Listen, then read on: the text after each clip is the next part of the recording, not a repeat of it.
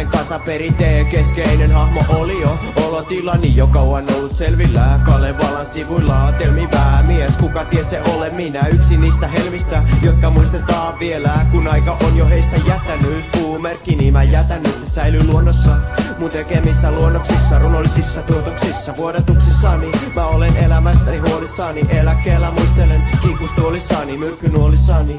Olikin vaan elämän tuskaa, tuuli kuiskaa ja hyväilee mun ihoa, mihin tarvittiin sitä isoa kihoa. Isoja tukkuja seteleitä, ahneutta ja mustia enkeleitä, tummia silmiä ja vielä tummempia myrskypilviä.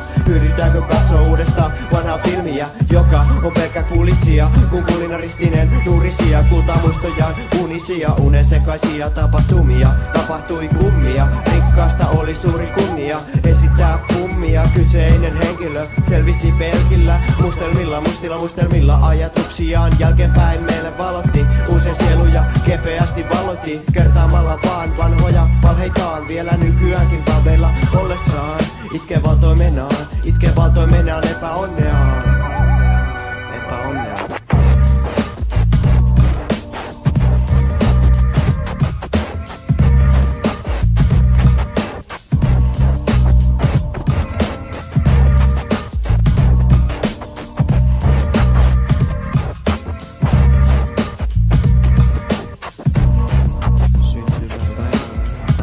Nyt on vuosi 2335.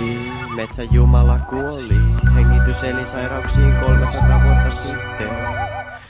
Nyt mun profiili on palautettu tietokantaan.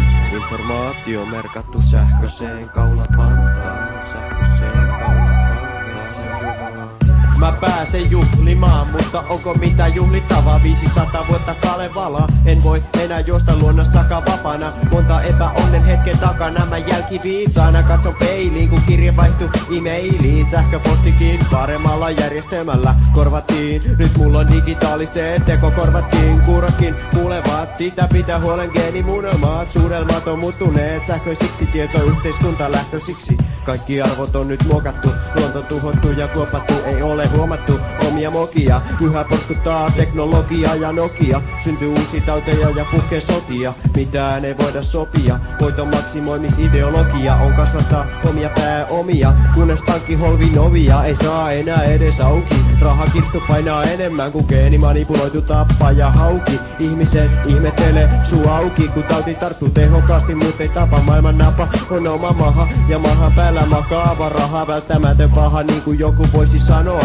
Rahavirta ei kuitenkaan poista janoa. Nälkä kasvaa syödessä, ruoka haluaa miessä. Lisää rahaa kahmiessa, omia etuja vahtiessa. On muutaman kerran miettinyt, miksi on oikein tähän maailmaan syntynyt.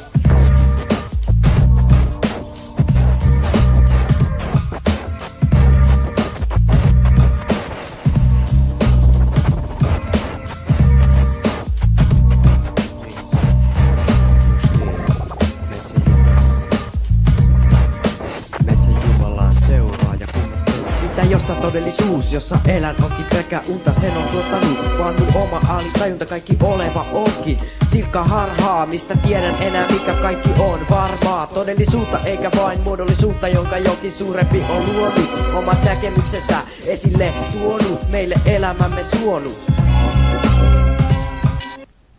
Syystä sieluni harailee hakoteilla, vaikka haluaisin pysyä elämäni raiteilla. Mutta voinko tietää mitään tästä maailmasta, olemattomasta ja olevasta? Lakkaako joskus olemasta elollinen, ihmeellinen, elävä ihminen? Ainut muisto, joka musta jää jälkeen on ihmisten, inhimillisten ajatuksissa ja muistoissa, muistikuvissa, joita aika muuttaa. Kaiken tämän ajattelun mulle onnettomuutta tuottaa. Siksi yritän keskittää ajatukseni vain tähän hetkeen.